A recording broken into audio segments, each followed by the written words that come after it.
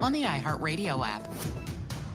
Is your concrete cracking? Is your uneven walkway dangerous? Do you need to level that concrete porch or patio? Contact Groundworks, the concrete lifting experts. Riverside, get your free inspection today. Learn more at groundworks.com.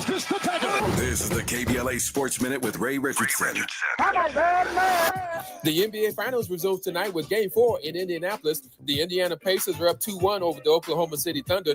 Before the finals, OKC was a heavy favorite to win the NBA championship. A lot of chatter is circulating around the country now favoring Indiana. Folks believe if Indiana wins tonight, they will take a huge step toward winning their first NBA title in franchise history. Not many people believe OKC can beat the Pacers 3 straight times if they lose tonight. 5:30 tip-off on ABC. The Dodgers and Angels are back in action tonight. The Dodgers start a 10-game homestand tonight. First game is against San Francisco. The Angels begin a 7-game road trip tonight at Baltimore. Angels manager Ron Washington, one of only 2 black managers in Major League Baseball, has seen his team play pretty well lately. The Angels are 7-3 in their last 10 games. No debates, no speculation, just the info you need. That's your KBLA Sports Minute. I'm Ray Richardson. More news, opinions, and conversation when we come forward on KBLA Talk 1580. Yeah, y'all, come on. Pick up the drum. At KBLA Talk 1580, we fight the power every day. Yeah, gotta give us what we want. Gotta give us what we need. Hey. I listen to KBLA and I love the commercials. I know what the commercials mean. I also, if I'm looking and trying to figure something out, I need something to talk to me that might hit me. And it happens on TV because, you know, every time they show a sporting event, they got the pharmaceutical companies back to back telling people how to fix the sickness on the same stuff that they sell them. So we get it. Yep, we get it too, Chucky. And that's why at KBLA Talk 1580, we don't black down. Drop it. Our freedom of speech is freedom of death. We got to fight the powers that be. Fight the power. Fight the power. Fight the power.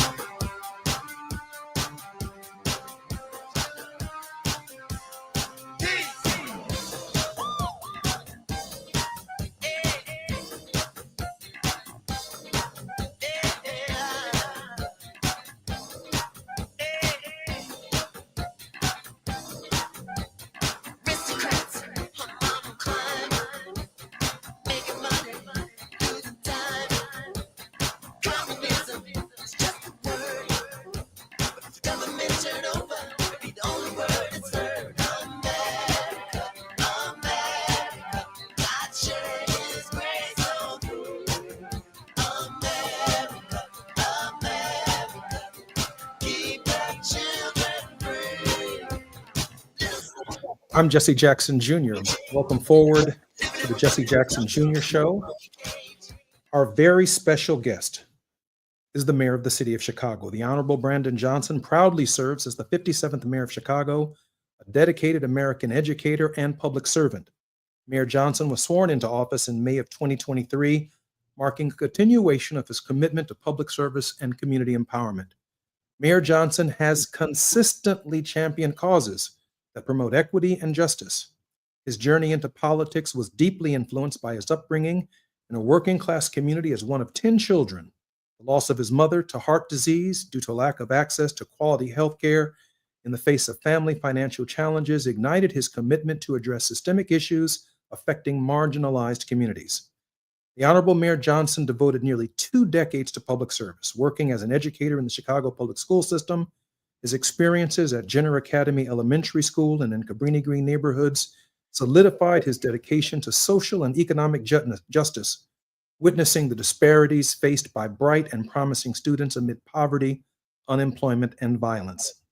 Mayor Johnson is a family man residing on the west side of Chicago with his wife, Stacy, and their children, Owen, Ethan, and Braden. This year saw, 2023, Mayor Johnson's mayoral aspirations come to fruition in a competitive race. He emerged as a frontrunner, forcing a runoff with the ultimately unseated the incumbent mayor. Johnson's victory in the runoff secured his place as the 57th mayor of the city of Chicago. Mayor Brandon Johnson continues to be a beacon of hope and positive change, striving to make Chicago a city that embodies justice, equity, and opportunities for all. I am very proud that the mayor of the city of Chicago is joining me today live in Los Angeles. Your Honor, welcome to the Jesse Jackson Jr. Show. Hey, good afternoon, Jesse. Thank you for your leadership and your dedication to this country. And I'm great to be on with you all as we discuss all the critical issues that our nation is facing. These are very trying times, Mr. Mayor, and I know that our break is coming up shortly. Let me first check in with you. How are you doing? Yeah, I'm well. I'm strong and determined.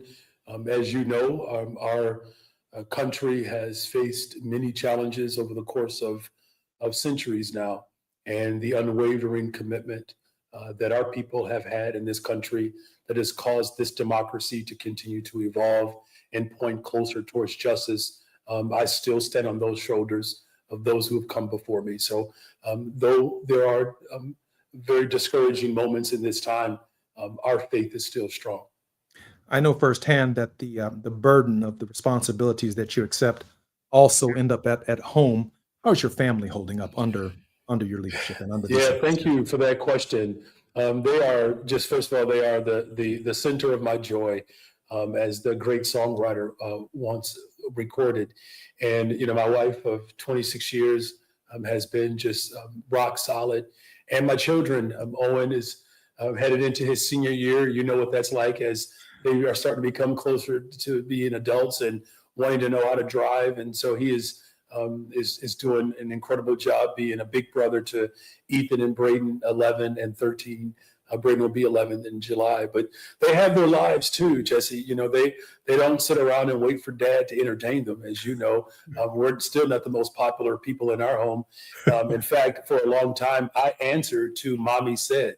They would literally approach me, and that's how they would greet me. Mommy Said. So that is, you know, still my name for the most part around the house, but they're doing great. They just ended the school year, so summer just began for us here in Chicago, and they were up late as we were, you know, just kind of messing around, but they're doing very well. Thank you for asking. And there are also a number of very dedicated men and women who work for you and your team, and they're working under extraordinary circumstances. How's your staff holding up? Yeah, just like my family, they're solid, but we need you to keep us in your prayers. As you know, with this work, you get a lot of mileage when you're working for the people, and there's wear and tear that occurs as a result of the intensity of this work. But these individuals are incredibly dedicated to helping me build the safest, most affordable big city in America. But we certainly need as much support on the ground, organizing and still pushing government to do right by people, as well as your thoughts and prayers. But we're still strong here in Chicago. Long before the National Guard showed up in Los Angeles, Mayor Brandon Johnson has been championing the cause of sanctuary cities and the rights of men and women who are yearning to breathe free. When we come forward, we will share some of the experiences that Mayor Johnson has had, some lessons that have been learned from the people here in Los Angeles that could impact cities all across our country. Our very special guest in this hour on the Jesse Jackson Jr. Show is none other than the mayor of the city of Chicago, the Honorable Brandon Johnson, when we come forward. The station you turn to when you had it up to gear with cultural incompetence. KBLA Talk 1580. LA's newest soul food restaurant is getting spectacular reviews. Great place with amazing food. The Sunday champagne brunch is fabulous. I saw the place on IG. We tried it for lunch. We were blown away by the food and the service. The restaurant has an inviting atmosphere and a dynamic vibe. Over the years, Lionel has catered most major Black events in Los Angeles, including all of our KBLA Talk 1580 gatherings. But now he has his own spot, Lionel's Soul Food Cuisine, and you need to check it out at 8501 South Vermont Avenue in Los Angeles. Oxtails, baked or fried chicken, meatloaf, turkey chops, pork chops, catfish, short ribs, and all the fixins. Collard greens, mac and cheese, yams, red beans, black-eyed peas, and more. And of course, hot water cornbread, satisfying drinks, and delicious desserts. Lionel's is a great place for brunch, lunch, or dinner. If it's good enough for us, it's good enough for you, because we've got your black. So head head on over to Lionel Soul Food Cuisine at 8501 South Vermont Avenue in Los Angeles and tell Lionel you heard about it on KBLA Talk 1580. $5,000. That's the average amount of money people in the U.S. are now spending on gas in a year. $5,000. That's crazy. If you drive, you have to download Upside, the free app that gives you cash back every time you get gas. That's right. You can earn real cash back with Upside just by buying the gas you're already buying. You can literally start earning cash back today. I use Upside every time I fill up, and I've already made around $300. You're putting gas in your car anyway. Why not get real cash back? If you like free money, download Upside. I'm saving the cash I earn from using Upside to help pay for a vacation later this year. Download the free Upside app now to earn cash back every time you buy gas. Use promo code PUSH to get an extra 25 cents per gallon on your first tank. You can cash out anytime right to your bank, PayPal, or a gift card for Amazon and other brands. Just download the free Upside app and use promo code PUSH for a 25 cents per gallon bonus on your first tank. That's code PUSH for a 25 cents per gallon bonus. KBLA Talk 1580 congratulates Pastor and Mrs. William Sachs Epps on their retirement from stewardship at the historic Second Baptist Church. Dr. Epps has faithfully served Second Baptist as its senior pastor for 37 years. What a legacy of love and leadership. Pastor and Mrs. Epps will be honored at a luncheon on Saturday, July 26, 11 a.m. to 2 p.m. at the Sheraton Universal Hotel in Universal City, and you're invited to attend. Noted scholar Dr. Michael Eric Dyson is the keynote speaker. For ticket information, please contact epsretirement@gmail.com or call 213-399-2103. That's epsretirement@gmail.com or call 213-399-2103. To Pastor Epps and First Lady Epps, congratulations from all of us at KBLA Talk 1580. This is KBLA Talk 1580, where hate meets a scholarly match. Hey!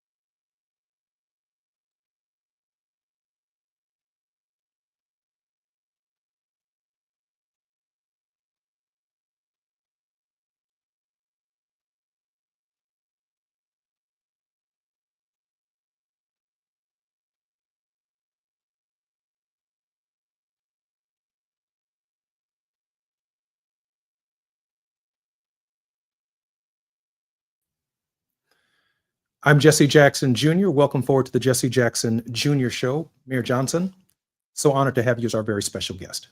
Thank you for having me, and congratulations, Congressman, on your incredible voice, and looking forward to having these conversations in the future again. Mayor Johnson, let me set the stage for a little bit of historical perspective, something that I think gets lost, but I've been listening to your speeches very carefully about why this issue of sanctuary cities, the work that you've been doing, isn't so much political as it is right. Taking the right position at this moment not only matters against the backdrop of history, but it matters against the backdrop of the lives of men and women who are yearning to breathe free. And the core, if you will, of this republic. Mayor, as you well know, on July 4th, 1776, this nation was founded on the principles of equality. Jefferson wrote, "We hold these truths to be self-evident, that all men are created equal, that they are endowed by their creator with certain inalienable rights, that among these are life, liberty, and the pursuit of happiness. Martin Luther King Jr. referred to these words as magnificent when he gave the I Have a Dream speech. He was talking about July 4th, 1776. Now we close in on July 4th, 2025, almost the 249th anniversary of this declaration. On July 4th, 1863, there were 87 July 4ths that African Americans could not claim, given their condition of slavery, citizenship rights. It is in this context that led to first Reconstruction, second Reconstruction, the Civil Rights Act, the Civil Rights Movement, and even before that, the 13th, 14th, and 15th Amendments that led to citizenship rights that, in a real sense, explain our story as African Americans and ultimately the American story, the Exodus experience for us. I don't know a champion in the United States who has been clearer on this issue of why we must stand for men and women who are yearning to breathe free from a historical perspective than you.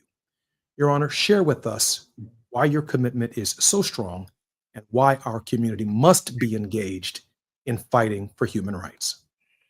Thank you for that question and that framing. To sum up almost 250 years of history within a couple of minutes, that's impressive. Even for a social studies teacher like myself, it's important to have that historical context because without it, it can lead to poor decisions or even worse, repeating past poor decisions. And this experiment here in America, the evolution of our democracy has always been through the lens, I believe, of those of us who were enslaved, right? Because those words meant very little, if anything, for those of us who were in captivity. In fact, the W.B. Du Bois often talked about the question of what to do with the Negro. That has been the question in this country for a very long time. And so as I think about the liberation, if you will, from tyranny, from a European empire, to discover a space where you can have a united front around what it would mean for anyone and everyone to be able to have happiness through the lens of liberation, that is something that we still long for in this country as Black folks. And so when I think about welcoming city and sanctuary city, this is not a newer phenomenon. This is just another sort of iteration of our democracy. And, one last thing that I'll say is this, is that when you think about just the formation of this country between indigenous people and descendants of slaves, the same forces that eradicated indigenous folks from this land placed us into servitude as Black enslaved people. The same system that wants to continue to colonize and dominate the planet are using these false narratives to divide the very people that they were sent to conquer.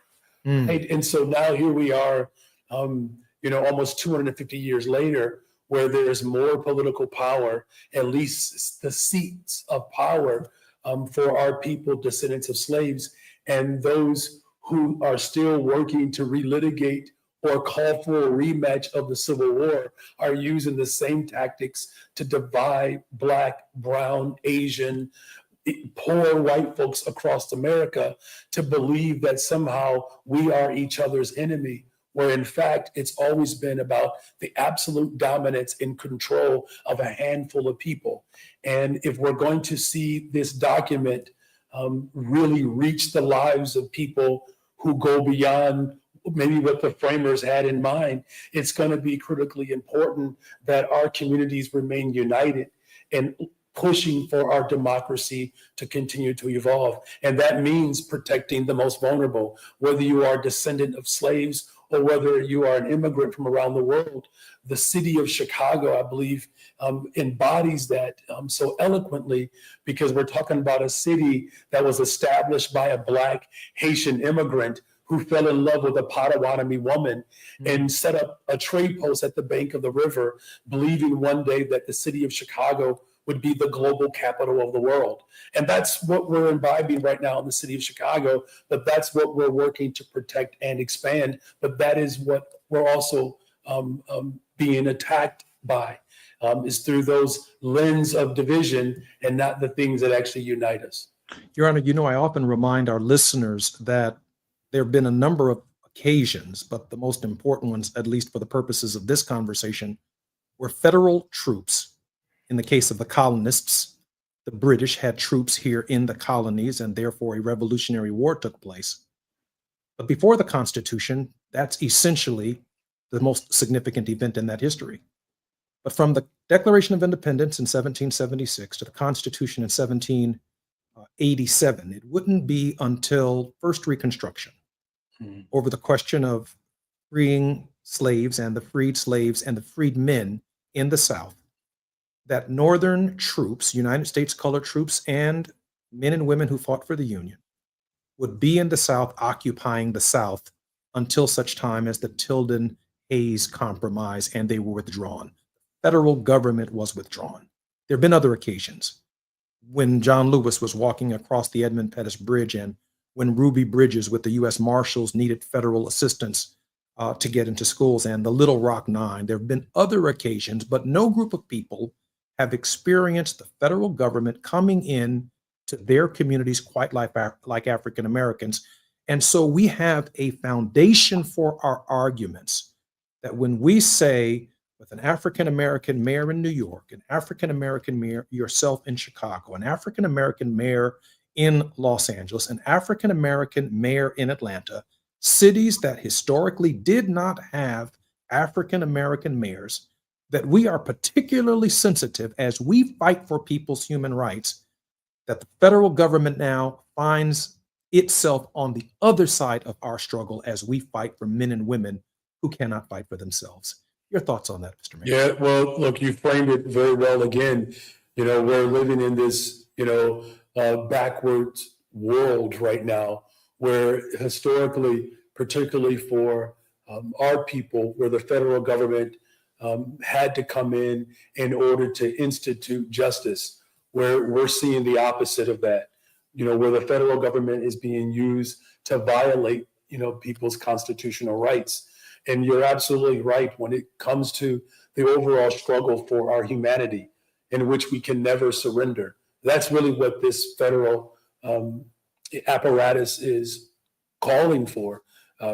President Donald Trump wants us to surrender our humanity. And the moment we do that, you lose your democracy, right? And then you can not only other people, but you can objectify them to conditions that are inhumane. And that's why I believe in this moment, there's such an historic connection here in Chicago. The first Black mayor in the history of Chicago, his corporate council, who was the first Black corporate council in the history of this city, called for a welcoming city ordinance and organized the city of Chicago to fight against any federal agents that would work to force local municipalities to engage in federal operations, giving more authoritarian power to a police force. The corporate counsel, James Montgomery, who called for Harold Washington to institute Sanctuary City, was also the attorney for the Black Panther Party. And so I think you see where I'm going. Corporate counsel James Montgomery understood, particularly at a time in Chicago where it was well documented that the police department was torturing Black men and forcing them into these false confessions, while the state's attorney actually corroborated these forced confessions, which now literally the city of Chicago is paying restitution for, 40, 50 years later, to give local authority, federal authority to implement immigration policy would be an overreach. And so now 40 years later, I, as Black mayor, my first Black woman corporate counsel in the history of Chicago, we're defending our humanity through the lens of our own personal experiences as Black folks here in America. And that's why it's incumbent upon us to understand what's happening here. The erosion of our Constitution, relitigating the results of the Civil War. This is a concerted effort to not only divide this nation, but to conquer it using the federal government to ensure that the ultra rich in this country and in this world get benefit where the rest of us are fighting one another over our right to even exist. And so, yes, there is a very profound connection between the Black liberation movement and challenging particularly not just the state, but the federal government to protect our constitutional rights. Because it's pretty straightforward for me, Congressman Jackson, either you support the Constitution or you do not. And here in Chicago, and I believe Black mayors and other allies of justice around this country recognize that it's incumbent upon us to ensure that the erosion of our democracy doesn't come at the hands of the type of tyranny that's coming from Washington, D.C. right now. Let me just add to that, Your Honor, as we prepare to celebrate another Juneteenth or commemorate a Juneteenth holiday, that we often hear in our community and even in social studies and history classes about the Underground Railroad. The Underground Railroad stops in Chicago, y'all. It stops in Detroit. It stops in Philadelphia. The whole point was to make it to New York. The whole point was to get out of slavery and end up in Los Angeles. The Underground Railroad points of getting out of slavery brought us to these cities that would later be called sanctuary cities. We did end up in segregation, but we were going somewhere from a condition. And so it seems to me that Abbott and these governors in the South, DeSantis, then took advantage of that history by trying to turn our story on its head, when in fact our story is the exact same story that Senator Padilla is experiencing right now. This is how our African-American senators and congressmen were treated in first Reconstruction. This is exactly how Adam Clayton Powell and John Lewis and others who fought to make America one nation under God, indivisible with liberty and justice for all. This is exactly what we went through, Your Honor.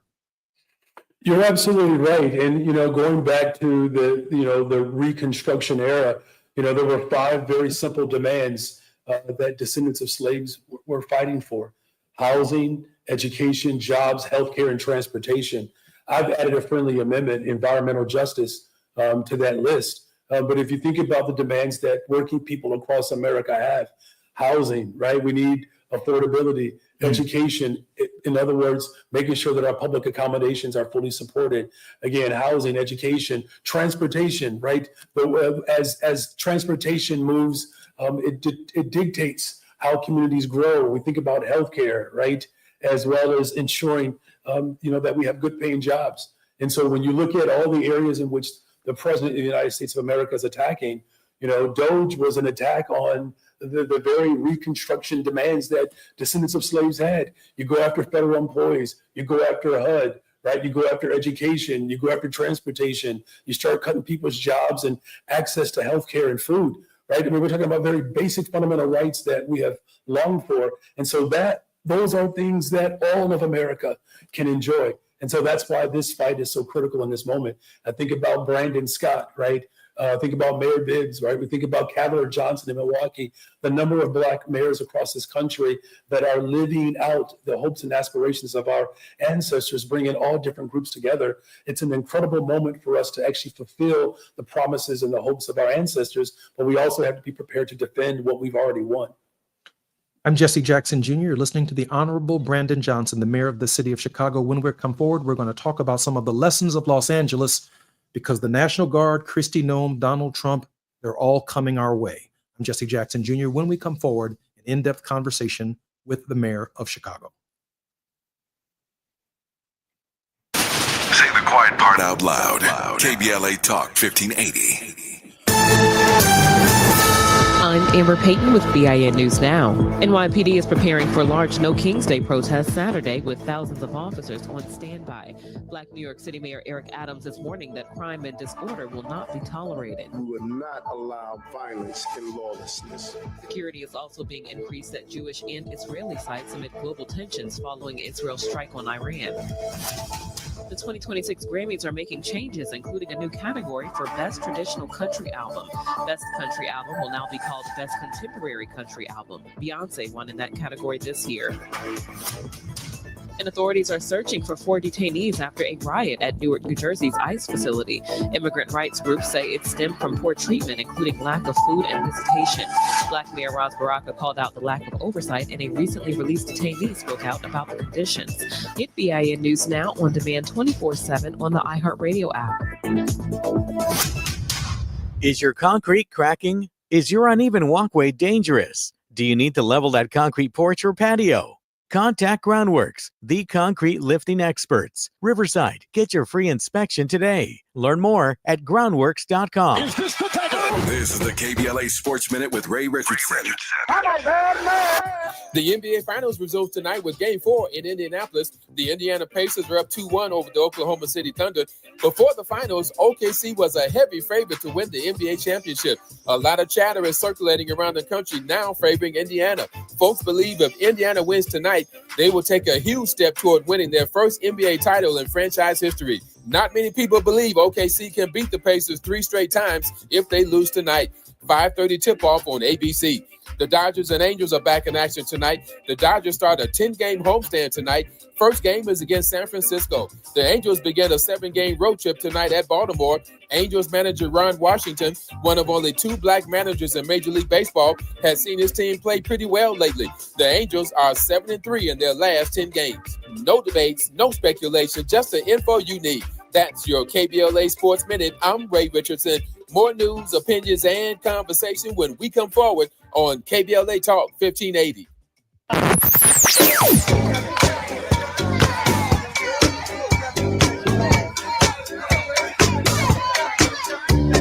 This is KBLA Talk 1580. Talk radio.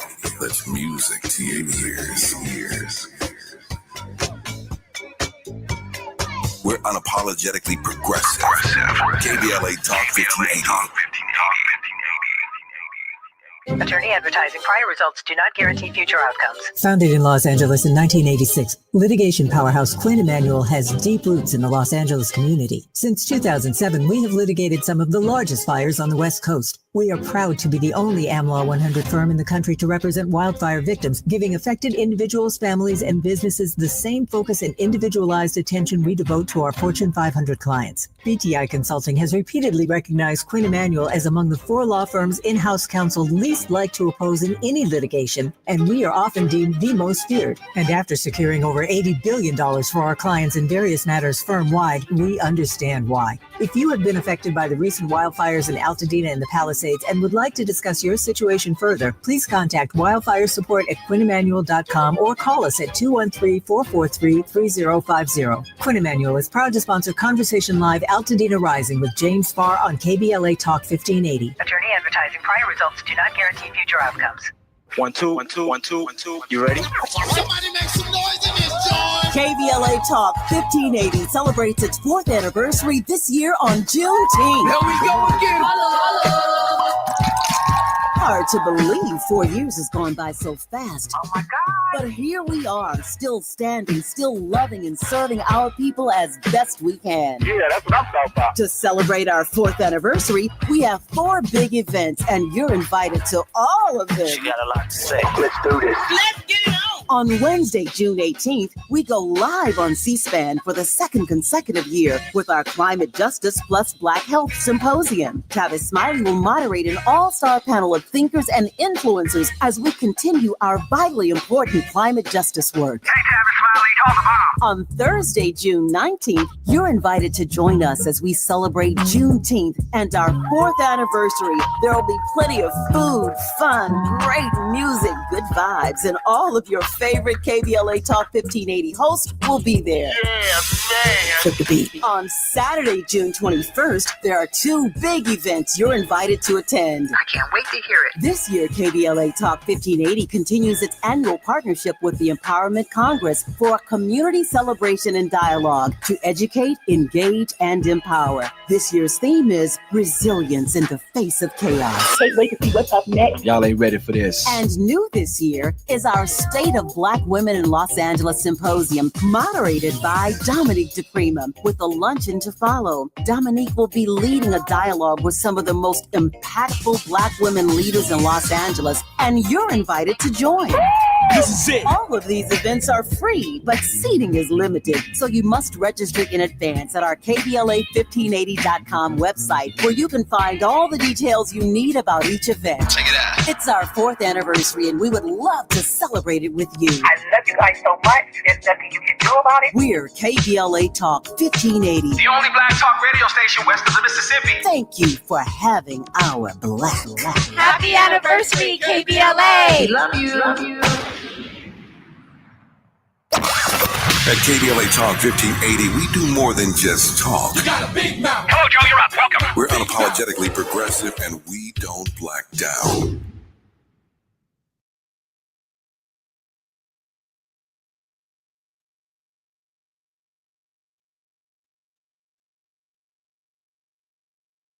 Junior Show. My very special guest is the Honorable Brandon Johnson, the Mayor of the City of Chicago. Your Honor, welcome back to the Jesse Jackson Jr. Show. Hey, thanks for having me again. I appreciate the time. Your Honor, let me pivot, if you might allow me to lessons learned. I'm here on the ground in Los Angeles, and the 4,000 plus 700 Marines, possibly expanding, are within 1 square mile of the ICE headquarters in Los Angeles. Obviously, from that system of pre-positioning of troops, they'll be within the context of the ICE headquarters in Chicago, within the context of the confines of the ICE headquarters in the various cities throughout the country.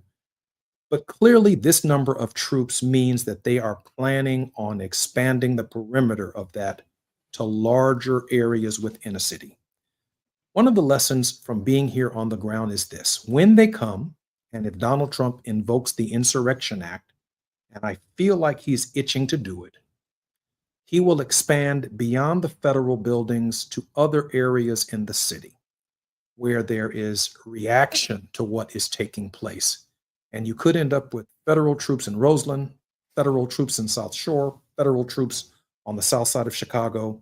Is there a way for those of us who believe in the nonviolent Dr. King tradition to separate the protests and the behaviors that we engage in nonviolently from the agent provocateurs? Can we be in Grant Park and not over there in those men's faces, in those troops' faces? Is there somewhere we can be? Yep. I'm sorry, Your Honor. Go ahead, please. No, I was going to say, first of all, in Chicago, there's a long history of protest in Chicago, and as well as just organizing to push for real substantive change. My administration has been solely focused on really bringing equity and justice to the neighborhoods in which you were just naming, on the south side and on the west side of Chicago, where my wife and I are raising our children, in neighborhoods like Austin and Garfield Park. Garfield Park has been described as a developing nation because violence and poverty per capita reflects, nations that are severely starved and under-resourced. So we have our challenges in Chicago, the southeast side of Chicago, where there's been no development for 30 years, not since I arrived with a brand new investment in PsiQuantum. So we have historically had a number of neighborhoods that have fought for justice, environmental justice, housing justice. When Dr. King was here, you mentioned him. He took on Richard J. Daley. The room that is literally right next to me is where Dr. Martin Luther King Jr. And another educator by the name of Al Raby looked Richard J. Daley in the face, Mayor Daley in the face, and called for affordable housing, of which we're doing now in Chicago. Here we are, almost 60 years later. calling for more public housing. And so in other words, whether it's the labor movement or the civil rights movement, as Dr. King eloquently described at the 1967, I believe, AFSCME convention, that if those two elements were to ever collide, what enormous potential it would have. And I'm paraphrasing. And so, Dr. King also said, if we can get it right in Chicago, we can do it anywhere in the world. And the rest is history, obviously. Your father was left in charge of that task. To bring equity and justice to this city. And he's done a remarkable job carrying out that dream. And so we've worked hard to maintain that rite of passage, if you will, to protest and then to do it peacefully, nonviolent. And that is something that I am regularly calling for in this city. And we've demonstrated even during the Democratic National Convention. Congressman, you know that people had a great deal of consternation, and they were wondering if a brand new mayor could handle a convention at a time in which we were calling for a ceasefire and the releasing of hostages with the war in Gaza. And we were able to do that, right, without real incident.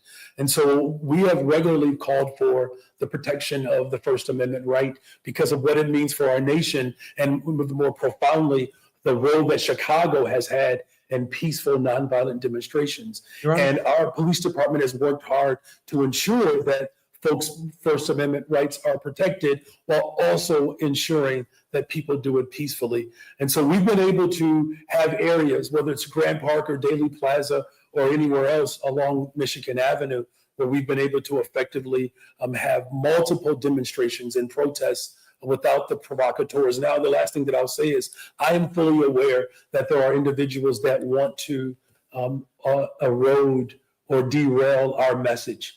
And our police department and other organizers are on the ground working hard to ensure that those individuals that are not here for peace and justice, that we root them out.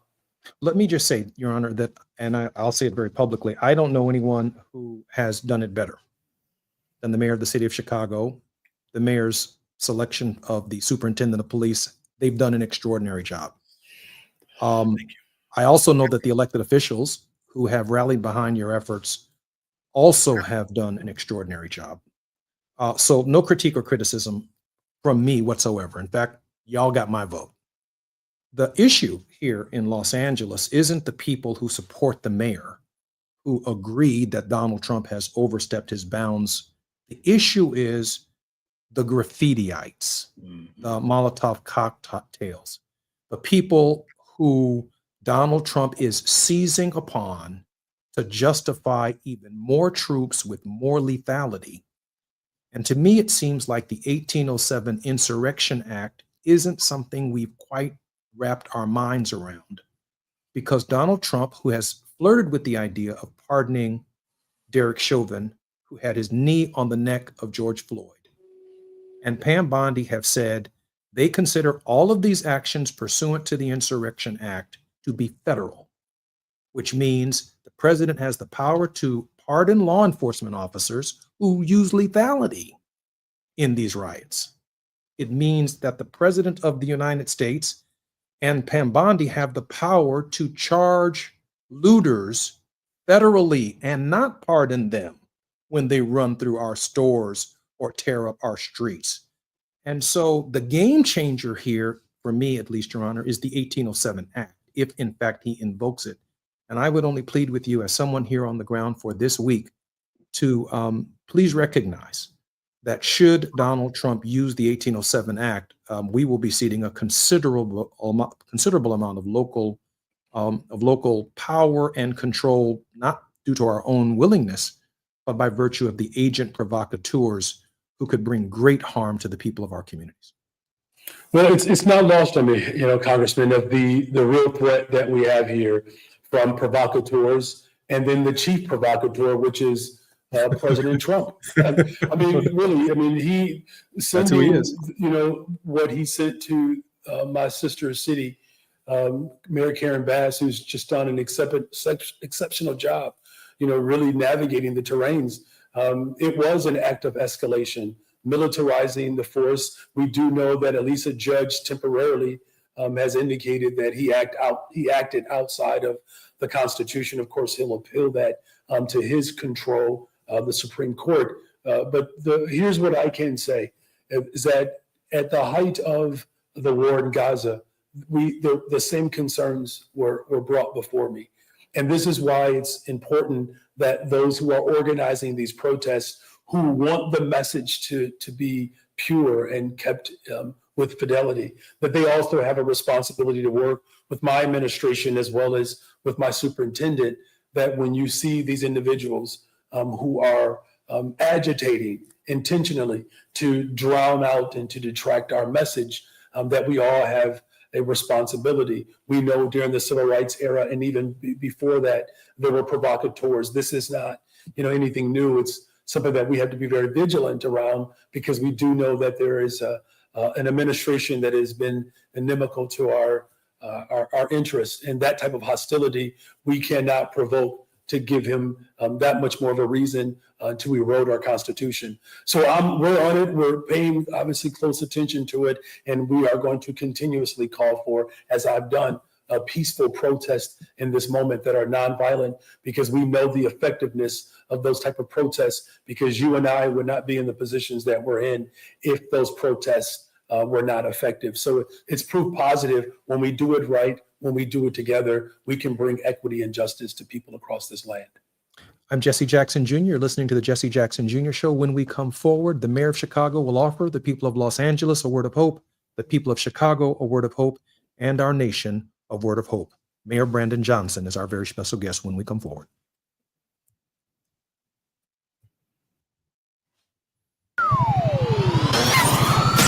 KBLA Talk 1580 is an intervention. When we come forward, includes you. KBLA Talk 1580, turning pain into power.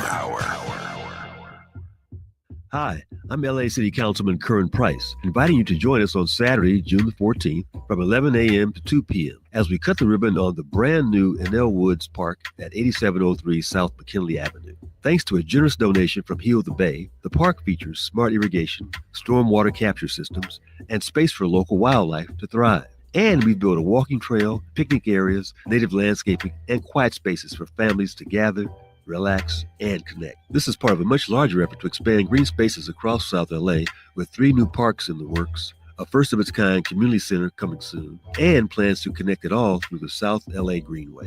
So mark your calendar for Saturday, June 14th, 11 a.m. to 2 p.m., and come celebrate a greener, stronger South LA at Enel Woods Park. I'm also pleased to sponsor the Climate Justice Plus Black Health Symposium, moderated by Tavis Smiley, live on C-SPAN, Wednesday, June the 18th, from 4 to 7 p.m. at the Nate Holden Performing Arts Center. Just a reminder to sign up right away at the KBLA1580.com website to join me, Mayor Karen Bass, Congresswoman Sidney Kamlader Dove, Tennessee State Representative Justin Pearson, Dr. Cornel West, former Congressman Jesse Jackson Jr., the Sierra Club's Ben Jealous, and other Black influencers in the climate and health fields, as we continue to amplify the connection between climate and poor health outcomes for our people. Thank you for listening. I'm Councilman Curran Price.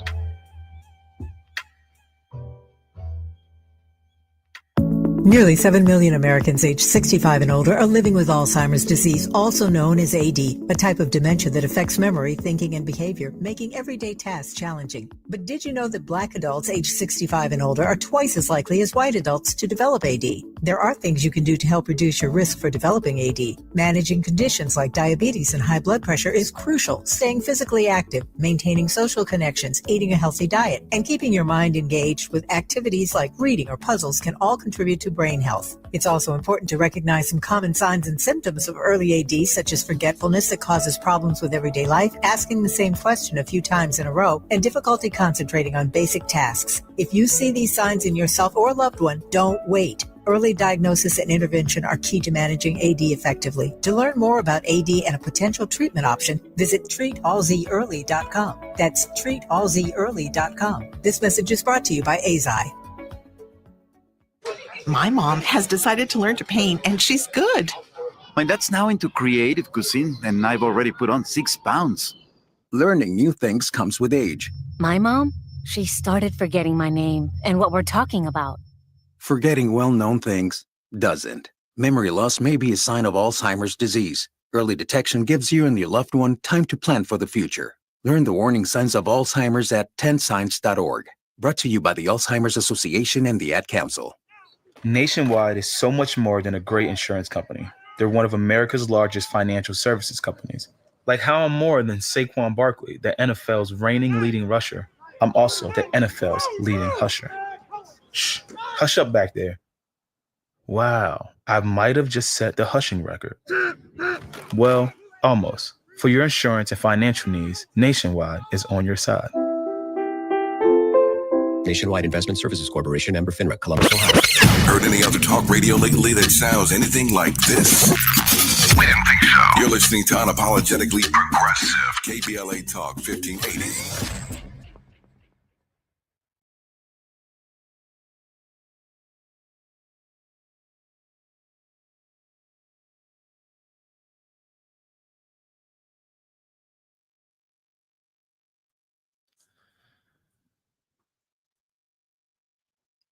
I'm Jesse Jackson Jr. Welcome forward to the Jesse Jackson Jr. Show. Our very special guest is none other than the 57th mayor of the city of Chicago. Your Honor, welcome forward to the Jesse Jackson Jr. Show. Thank you. This has been great, Jesse. I really appreciate the time. I'm grateful for the full hour that you've given us, Your Honor. Your Honor, please share with, based on your experiences, your life works, a word of hope for the people of Los Angeles, and then we'll go to the word of hope for the people of Chicago and for the nation. What can you say to us? Well, first of all, for the city of Los Angeles, a beautiful city that is a complexion, really, of our country, where immigrants and descendants of slaves have found refuge on the coast. And, the way our world is situated now, we have to have strong examples like Los Angeles, where the BIPOC community can collectively build power to bring about the progressive changes that our country needs. At a time in which we're fighting for our humanity and for the evolution of our democracy, having a strong space where people are safe and secure and loved and supported, we need places like that because, Los Angeles provides us with hope. As much as I brag about the city of Chicago, the way the world opens up through the lens of people of Los Angeles, we have to have a strong Los Angeles and really a strong California to continue to ensure that progressive policies for working people can actually reach the rest of the world. So I am encouraged really by how the people of Los Angeles are standing up and resisting tyranny in this moment, as being on the front line of this fight for our Constitution and the evolution of our democracy. So remain vigilant and remain strong. You provide inspiration for all of us. For the people of Chicago. Yeah, look, for Chicago, Jesse, I've said this repeatedly and I'll say it again. My goal is to continue to build the safest, most affordable big city in America. When I said into office just a little bit over a couple of years ago, violent crime was spiking and people were just losing their way and still reeling from the conditions of the pandemic. And since I've been in office, we built 4,000 affordable homes and there's 1,800 that are under construction. We'll have another 4,600 built within the next 15, 16 months. Violent crime continues to go down. The month of April, we had the fewest amount of homicides since 1962, one of the safest Memorial Day weekends in almost 2 decades. And so as 28% of homicides have gone down and 36% of shootings and 39% robberies. And as we continue to invest in our young people, 29,000 summer jobs, a 45% increase, expanding mental and behavioral health care services. 30 years ago, Mayor Harold Washington opened up the city of Chicago to all the possibilities of what a progressive city would look like where no one is left behind.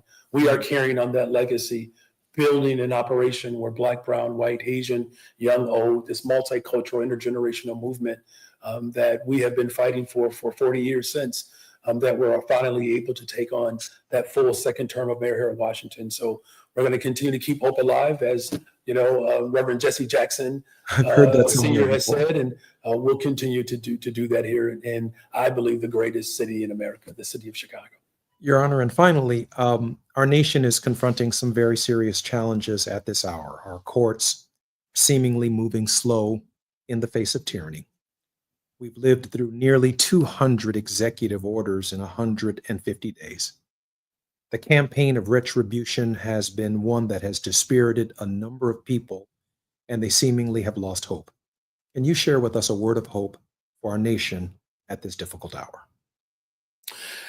I'm thinking about Fannie Lou Hamer, who was born just a few miles outside of Salis, Mississippi, where my family is from. And when she came to the convention here in Chicago, she challenged the politics of that moment. And we have seen our democracy shift in a way that I don't know if people even thought it was even possible when we begin to take on this fight, to be visible and to be seen, to be heard, and to be supported.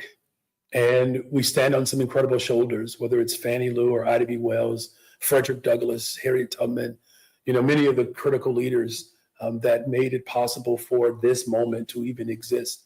And so just like those before us that fought hard and stood firm and walked across a bridge demanding a United States of America, it is now this generation's turn and time.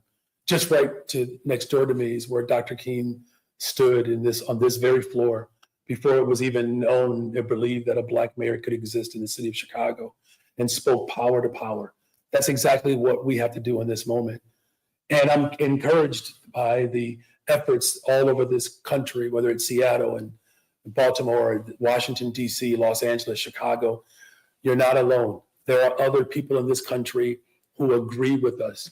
We just have to band together, build an operation that the generation that will come next will look back on this moment 100 years from now and know that we were the generation that took our turn to stand up to tyranny, to ensure that working people all over the world, immigrants and descendants of slaves, can come together and unite these states. Ladies and gentlemen, that was the 57th mayor of the city of Chicago. Your Honor, thank you for joining us on the Jesse Jackson Jr. Show. Thank you very much. Happy Father's Day. Happy Father's Day, everyone. Happy Father's Day to you as well, sir. Have a great day, sir. You too. I'm Jesse Jackson Jr. We've had a very exclusive interview with the mayor of the city of Chicago. He's wearing the same shoes that Mayor Karen Bass is wearing, and Mayor Karen Bass is wearing the same shoes that Muriel Bowser is wearing, who's wearing the same shoes as the mayor of Detroit and other sanctuary cities who've made room for the least of these during these very trying times in South America. These are people who pick our tomatoes, pick our lettuce. They are not all violent criminals. But our overwhelming response for a few men and women that somehow the FBI can't find, the Drug Enforcement Agency can't find, the United States Marshals Service can't find, somehow we need 700 Marines who have no training whatsoever in finding criminals, who don't have to follow habeas corpus, who don't need warrants when they engage in contacts with the civilian American population. It doesn't make sense. The FBI can find Al Capone. If the U.S. Attorney's Office can find Donald John Trump, if the U.S. Attorney's Office can find Jesse Jackson Jr., they can find men and women in this country who do not belong here, who are violent. It does not require the National Guard. It does not require the United States Marine Corps or the massive show of force that the 1807 Insurrection Act would represent. I admire the courage of Brandon Johnson, of Karen Bass, of other mayors who are stepping forward. I admire the courage of Senator Padilla, who was assaulted in Kristi Noem's office just the other day. I admire Congresswoman MacGyver, who was indicted, not for shoving or pushing people around, but for doing her job and the right thing. I'm Jesse Jackson Jr. My gratitude to the mayor of the city of Chicago for spending this time with us. Until next time.